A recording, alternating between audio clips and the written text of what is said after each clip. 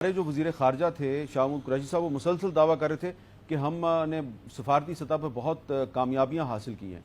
और उन्होंने एक ट्वीट किया 11 सितंबर को, और उसमें उन्होंने ये दावा किया कि 50 से ज़्यादा मुल्क जो हैं वो United Nations human rights council में पाकिस्तान की हमायत करेंगे। शाह महमूद कुरैशी साहब की ब्रीफिंग पे वज़ीर-ए-आज़म इमरान खान साहब ने 12 सितंबर को उन्होंने भी ये ट्वीट कर दिया कि आई commend the 58 countries that joint Pakistan in human rights council on सितंबर 19 सितंबर को पाकिस्तान ने यूनाइटेड नेशंस की ह्यूमन राइट्स काउंसिल में इंडिया के खिलाफ रेजोल्यूशन मूव करनी थी। 19 सितंबर डेडलाइन थी।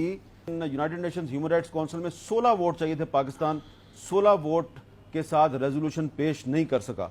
तो फैसल वाडा साहब, बतौर एक कैबिनेट मिनिस्टर के, आप शाह महमूद कुरैशी साहब से पूछेंगे कि आपने वजीर आजम को और पाकिस्तानी कौम को मिसगाइड क्यों किया?